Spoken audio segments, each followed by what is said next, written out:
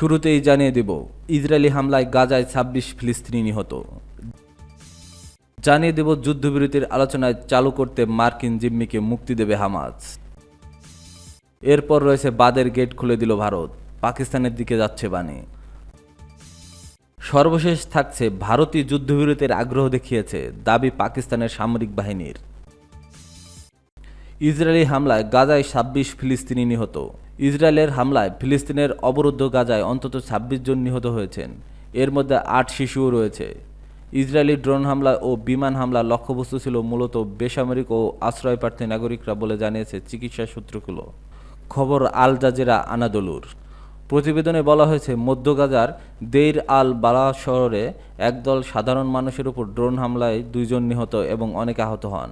একই শহরে আরও একজন ড্রোন হামলায় এবং অপর একজন আগের হামলায় আহত হয়ে মারা যান। গাজার দক্ষিণাঞ্চলীয় শহর খান ইউনিসে আশ্রয়প্রার্থীদের একটি তাঁবু লক্ষ্য করে চালানো হামলায় একজন ফিলিস্তিনি এবং তার ছেলে নিহত হন। এই শহরের পশ্চিমাংশে আরেকটি তাঁবুতে ড্রোন হামলায় ২ শিশুসহ ৪ জন নিহত হন, আহত হন আরও অনেকে। খান ইউনিসের পশ্চিমে আল মাউসি এলাকায় আচ্ছা শহরে আছে ২টি তাঁবুতে পৃথক হামলায় ৪ জন নিহত হন, যাদের মধ্যে ২ শিশু ছিল। একই এলাকার আরেকটি তাঁবুতে হামলায় আরও ১ শিশু মারা যায়। পাশাপাশি একটি সাইকেলের উপর ড্রোন হামলায় ১ তরুণ নিহত হন। প্রত্যক্ষদর্শীরা জানান, পূর্ব খান ইউনিসের আবাসান আল কাবিবার শহরে ইসরায়েলি বাহিনীর তীব্র গোলাবর্ষণ ও গুলিবর্ষণ চালিয়েছে। গাজা শহরে গোলাবর্ষণে একটি শিশুর মৃত্যু হয় এবং উত্তরে জাবালিয়ায় আরেকজন মারাত্মক আহত হন। এদিকে খান ইউনিসে একটি গাড়িকে লক্ষ্য করে চালানো বিমান হামলায় ৪ জন নিহত হয়েছেন। গাজা শহরে আরেক হামলায় ৫ জন নিহত হন, যাদের মধ্যে একটি কন্যা শিশুও রয়েছে। এছাড়া গাজা শহরের আল তুফা এলাকায় ইসরায়েলি সেনারা চলমান বিমান হামলা ও গোলাবর্ষণের মধ্যে একাধিক আবাসিক ভবন ধ্বংস করেছে। একই সঙ্গে জাবালিয়ায় ওল্ড গাজা স্ট্রিটের একটি মসজিদেও বিমান হামলা চালানো হয়, যেখানে ২ জন আহত হয়েছে। ২০২৩ সালের অক্টোবর থেকে চলমান ইসরায়েলি হামলায় এখন পর্যন্ত গাজায় নিহত হয়েছেন ৫২,৮০০ জনেরও বেশি ফিলিস্তিনি। নিহতদের বেশিরভাগই নারী ও শিশু। যুদ্ধবিরতি আলোচনা চালু করতে মার্কিন জিম্মিকে মুক্তি দেবে হামাস। গত ৭০ দিন ধরে গাজায় খাদ্য, ওষুধ ও জ্বালানি সহ সব সাহায্য প্রবেশ বন্ধ করছে ইসরায়েল। তবে হামাসের বিবৃতিতে ২১ বছর বয়সী আলেকজান্ডারকে কখনো মুক্তি দেওয়া হবে তা উল্লেখ করা হয়নি। আগামী ৪৮ ঘন্টার মধ্যে তা হবে বলে মনে হচ্ছে না। ফিলিস্তিনের গাজায় যুদ্ধবিরতি চুক্তিতে পৌঁছানোর প্রচেষ্টায় অংশ হিসেবে ইসরায়েলি মার্কিন জিম্মি অ্যাডান আলেকজান্ডারকে মুক্তি দেওয়ার কথা জানিয়েছে ফিলিস্তিনি স্বাধীনতাকামী সংগঠন আন্দোলন হামাস। খবর বিবিসি আল জাজিরা। এক বিবৃতিতে হামাস জানায়, যুদ্ধবিরতির চুক্তিতে পৌঁছানোর প্রচেষ্টার অংশ হিসেবে আলোচনার পুনরায় চালু করতে এবং গাজা উপত্যকায় আমাদের জনগণের কাছে সাহায্য ও ত্রাণ সরবরাহ পৌঁছানোর অংশ হিসেবে মার্কিন ইসরায়েলি সৈনিক অ্যাডান আলেকজান্ডারকে মুক্তি দেওয়া হবে। গত ৭০ দিন ধরে গাজায় খাদ্য, ঔষধ এবং জ্বালানি সহ সব সাহায্য প্রবেশ বন্ধ করে রেখেছে ইসরায়েল। তবে হামাসের বিবৃতিতে ২১ বছর বয়সী আলেকজান্ডারকে কখন মুক্তি দেওয়া হবে তা উল্লেখ করা হয়নি। আগামী ৪৮ ঘন্টার মধ্যে তা হবে বলে মনে করা হচ্ছে। ইসরায়েলি সংবাদ মাধ্যমগুলো জানিয়েছে, গাজার যুদ্ধবিরতির চুক্তি নিয়ে আলোচনা করতে সোমবার মার্কিন দূত স্টিভ উইটকফ ইসরায়েলে সফর করেছেন। জানা গেছে, ফিলিস্তিনি স্বাধীনতাকামী সংগঠনটি কাতারের মার্কিন প্রশাসনের একজন কর্মকর্তার সঙ্গে সরাসরি আলোচনা করেছেন। কর্মকর্তা বলেন, বেশ কয়েকদিন ধরে আলোচনা চলছে এবং যুদ্ধবিরতি নিশ্চিত করা এবং মানবিক সাহায্য প্রবেশকে সহজতর করার উপর দৃষ্টি নিবন্ধন করা হয়েছে। তেল আবিবে জন্মগ্রহণকারী যুক্তরাষ্ট্রের নিউ জার্সিতে বেড়ে ওঠা আলেকজান্ডার গাজার সীমান্তের একটি অভিজাত পদাতিক ইউনিটকে কর্মরত ছিলেন। ২০২৩ সালের ৭ অক্টোবর হামলায় হামাস তাকে ধরে নিয়ে যায়। ইসরায়েলের সঙ্গে আর যুদ্ধবিরতি নিয়ে আলোচনার আগ্রহী নয় ফিলিস্তিনের স্বাধীনতাকামী সশস্ত্র গোষ্ঠী হামাস।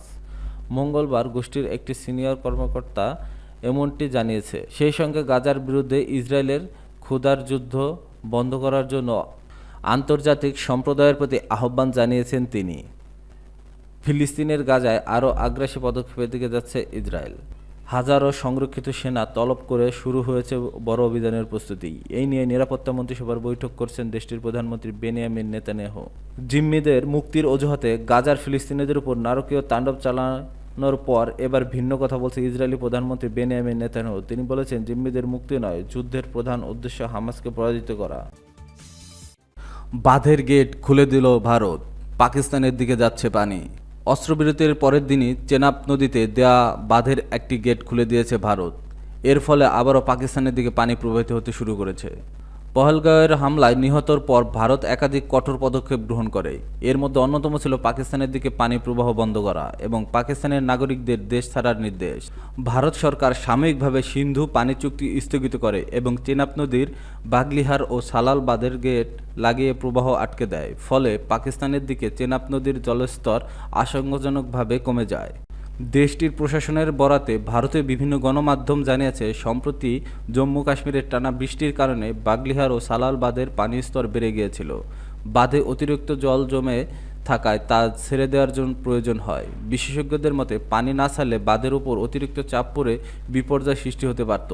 যদিও সরকারিভাবে এখনও পর্যন্ত বাঁধের গেট খোলার প্রকৃত কারণ জানানো হয়নি। গেট খোলার ফলে পাকিস্তানের চেনাব নদীর শুকিয়ে যাওয়া এলাকাগুলোতে আবারও জল প্রবাহিত হচ্ছে। এতে নদীর নিচু অঞ্চলগুলো প্লাবিত হওয়ার আশঙ্কা দেখা দিয়েছে।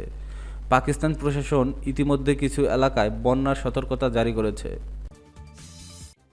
ভারতীয় যুদ্ধবিরতির আগ্রহ দেখিয়েছে দাবি পাকিস্তানের সামরিক বাহিনীর। পাকিস্তানের আন্তঃবাহিনীর জনসংযোগ পরিদপ্তর মুখপাত্র লেফটেন্যান্ট জেনারেল আহমেদ শরীফ দাবি করেছেন যে তারা ভারতকে যুদ্ধবিরতির অনুরোধ জানাননি, বরং ভারতীয় যুদ্ধবিরতির বিষয়ে আগ্রহ দেখিয়েছে। খবর বিবিসি। রোববার রাতে এক সংবাদ সম্মেলনে আইএসপিআর মুখপাত্র এই দাবি করেন। পাকিস্তান সামরিক বাহিনীর পক্ষ থেকে আরও জানানো হয়েছে যে তারা যুদ্ধবিরতির প্রতিশ্রুতি কঠোরভাবে মেনে চলছে। জেনারেল আহমেদ শরীফ বলেন, আমাদের নিয়ন্ত্রিত রেখার যুদ্ধবিরতির প্রতিশ্রুতি কঠোরভাবে মেনে চলছি। তবে যদি বিরোধী পক্ষ একটি লঙ্ঘন করে তাহলে আমরাও যথাযথভাবে সেটার জবাব দেব। একজন ভারতীয় পাইলট পাকিস্তানের হেফাজতে রয়েছে বলে সামাজিক যোগাযোগ মাধ্যমে যে খবর ছড়িয়ে পড়ছে সেটি সত্য নয় বলে নিশ্চিত করেছে পাকিস্তান আইএসপিআর।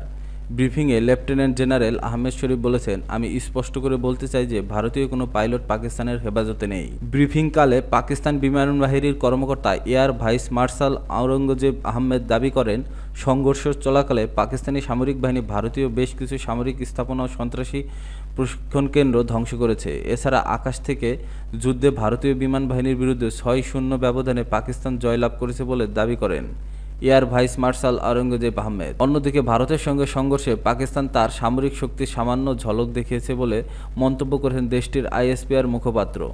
তিনি বলেন, এটি মনে রাখা উচিত যে পাকিস্তানের সামরিক বাহিনী আধুনিক যুদ্ধ ক্ষমতা রয়েছে, যার মধ্যে সামান্যই ব্যবহার করা হয়েছে, বাকিটা ভবিষ্যতের জন্য সংরক্ষিত রয়েছে। তবে ভারত ও পাকিস্তানের পারমাণবিক যুদ্ধ জড়ানোটা নিছক বোকামি হবে বলে মন্তব্য করেছেন তিনি।